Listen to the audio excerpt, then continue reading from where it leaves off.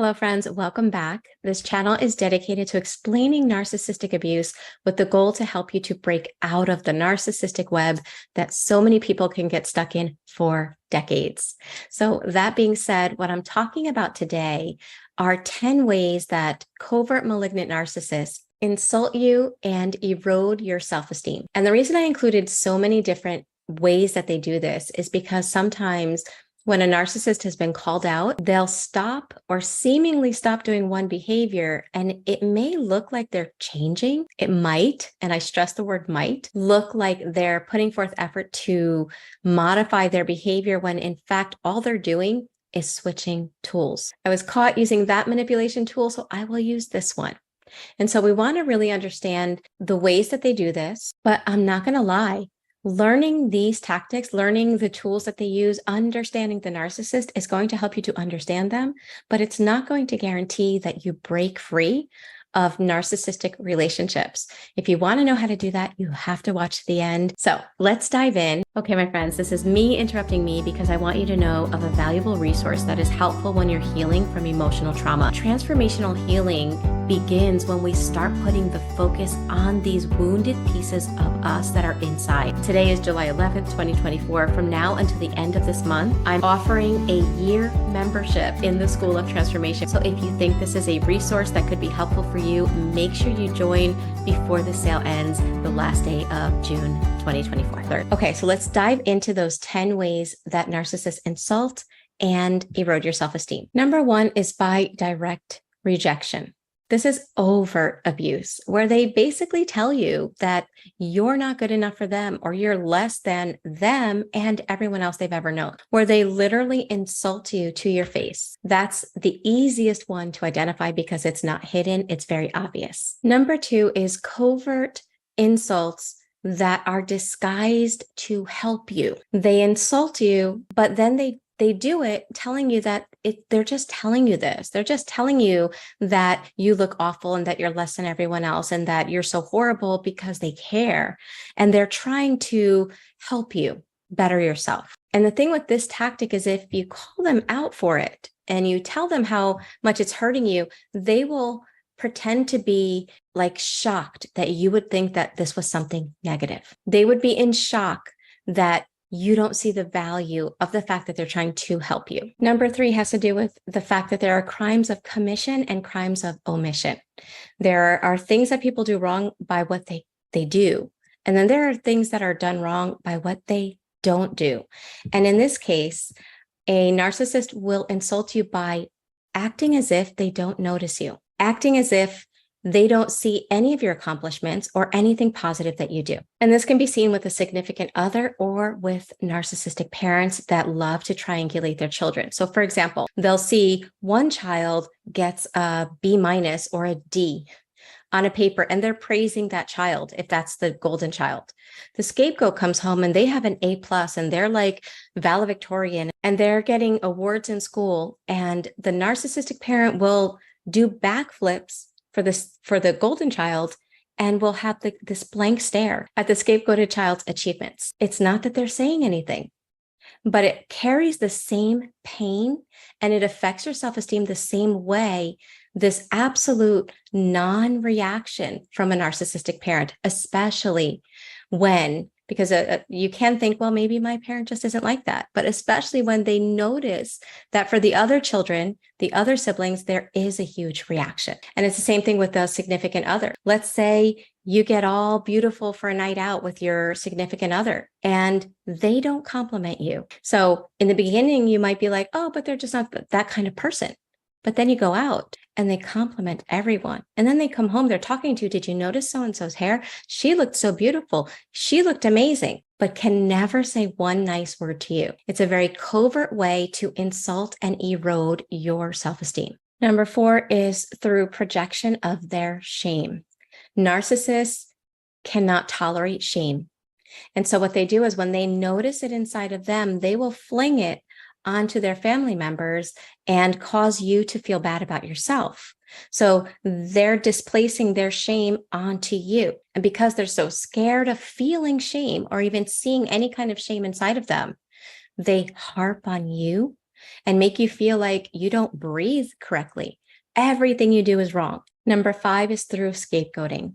No matter what happens wrong, it's always your fault. If something goes wrong, it's your fault. If something goes right, even if you did it, it's because of them. And so they constantly keep themselves in this place of power, keep you feeling unworthy and a burden, and as if everything in life is your fault. And they ostracize their target as well. And again, one of the main reasons they do this is so that they don't ever have to be responsible for anything, because after all, it's all your fault. 6 is through gaslighting. This is where they insult you and erode your self-esteem all in the same breath, right? So they say something really nasty to you, and then when you call them out for it and you express that you didn't appreciate or like what they're doing or how they're treating you, they'll turn around and say they never said that, or that you twisted things, or that you just love to fight and that's why you're saying this and why you're doing this. So they're insulting you and you can't even get that validated, acknowledged. And in fact, you wind up questioning yourself at the end of it, because when they do deny it, when they say that they never said anything, they speak with such confidence that it causes you to doubt yourself. And when we doubt ourselves, our connection to self erodes, our self-esteem, our self-identity all gets weak. Number 7 is how they are always one-upping you, whether it's with them, right? You do something, but they could do it better. Yeah, you did it okay, but when they do it, everything's more amazing. Or in a family dynamics, in a narcissistic family dynamics, narcissists love to do this with outsiders or with other members of the family. And it's all with the goal to make you keep trying harder to please them. So for example, I knew in one narcissistic family, the mother would say things like, oh, my sister's kids, if she tells them to jump, they jump. They do so much for her. They are amazing. I wish I had kids like that. One-upping in between cousins. A narcissistic parent can do that, or they can do it with siblings as well. If you're in an adult relationship with a narcissist, they can do it with friends in your friend circle, with other people that you work with, but they're always comparing you and you always are on the downside. Number 8 are the famous backhanded compliments. Get all dressed up and they're like, oh, wow, that skirt actually makes you look skinny, or you actually look good today. Or you cook a meal. Wow, this actually wasn't horrible. And it's always with this implication that normally it is horrible. Normally you look horrible. So that even when you look good, or even when they are acknowledging it, because maybe they're forced to, maybe you're around people that are telling you it's a good meal, or people that are complimenting you. And so they're forced to acknowledge it, but they do so in such a way that it doesn't even feel good, because you're left thinking, oh, wow, they're making it sound like normally I'm horrible. Number 9 is when they act bored when you're speaking. So you're talking and suddenly they'll start yawning, or it's almost like they're falling asleep right before your eyes. But the second you start talking about them, they come alive. They are inadvertently trying to portray that you don't matter. In fact, all of the things that I'm mentioning, they all touch on subconscious beliefs, right? That are provoked in their targets. I don't matter. I am less than. I'm not good enough. I'm unlovable. And everything they do is constantly trying to like poke their finger in your wounds. But this is one you see a lot of, where when you have something to say, it's like this, they're in slow motion. Somebody hit like a slow motion button on them, and they only come alive when it's about them. And number 10, not that this is an all-inclusive list, but number 10 is when they give you the silent treatment. Let's say you stand firm with your boundary. Let's say you call them out for their manipulative, abusive behavior, and they have no way out of it. They will act as if you are dead. When you're in the silent treatment with somebody that you live with, a significant other or a parent, you feel like the living dead. They will not acknowledge you. And what an insult, right? It's basically saying that you're not worth my acknowledging of your existence. And when you are on the receiving end of the silent treatment and you don't understand these dynamics, again, it touches on the core wounds that are most painful for you. It is emotional torture. So when you think of all of those 10 different things, and I know in my case, sadly, the few narcissists that I had close relationships with did all 10 of them, not just one or two, did all 10 of them. And I'd be curious to know, in your case, how many were done in your experience with the narcissist? And is it any wonder that we wind up with complex PTSD after narcissistic relationships? Looking at all of those manipulation tactics, imagine, actually, we don't have to imagine. If you're watching my video, you don't have to imagine living with somebody that is doing that to you 24/7. It's no wonder our nervous system is a mess. It's no wonder we're dealing with complex trauma symptoms. And so this is where, at this point, it's not about learning more about identifying how many things they do. Like I said in the beginning, we can learn about all the things they do to manipulate, to insult, to psychologically twist you up from the inside out. We can memorize those things. We can watch these videos over and over and over again. And it doesn't mean that we're not going to fall for another narcissist, because what happens as a result of these relationships, and because most of us had these dynamics at some point in our childhood, there is an inner template that we have that is filled with subconscious limiting beliefs that actually cause us to reenact relationships with narcissists. This is where things like limerence kick on, which, by the way, that's a whole nother video.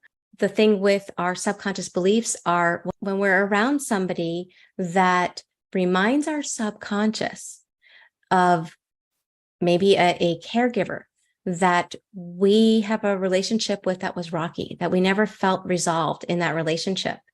Well, our subconscious mind wakes up and it's like, ooh, this is similar. So this is another opportunity to get it right. And so every fiber in our body will be pushing us to try to make it work. It's also why so many of us stay in these dynamics. What are we doing when we're staying? We're trying harder. We're trying harder and harder. We're yanking our personality inside out. We're trying to get it right. We're trying to do, be, think, and feel whatever we're supposed to in order to make the relationship work. We don't realize why we're doing that, but the reality is the reason we're trying harder and harder and harder is because the narcissist puts us in a chronic fawn trauma response. So we are fawning because of the narcissistic abuse. And we're trying to fix the relationship by fawning even more. And it doesn't work. Then we get out of that relationship and we want to have healthy relationships, but we were stuck in a fawn response for so long that when we go into another relationship, it's still there. It's still on. So we can either attract narcissists on accident, because narcissists love people that fawn. Yes, please fawn, please stifle you so that you can be there for me. That's the whole underlying thing about narcissist.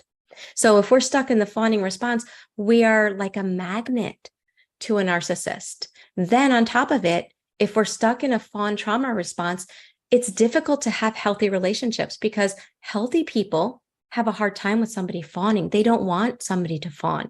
They want somebody to show up as their real self. But if we're fawning, this is the thing with fawning. We're not fawning because we like it or because it's a personality trait as much as it is a trauma response that we learned to use to keep ourselves safe. Why do we fawn with the narcissist? So that we can avoid some of their anger, right? Or we do something the narcissist doesn't like, we stop doing it. That's fawning. We are constantly stifling us to try to make them happy. The antidote to never being in another relationship with a narcissist isn't so much memorizing the narcissist as much as it is breaking out of your fawn trauma response. I read a comment in one of my videos recently, and the person put in that video, they were like, I'm so tired of it. I'm learning, and I'm still stuck in these relationships, and I'm still finding myself surrounded by these people. And again, the reason is because it's not about learning about the narcissist that helps you to break out of that. It's about uprooting what the narcissist did to your nervous system that keeps you stuck in trauma responses, stuck in limiting beliefs. When you uproot that, that's when things start to change. So if this video resonates with you, then make sure you come check us out. There are 9 to 12 live meetings every month in Thriver School of Transformation, and it's only $79.99.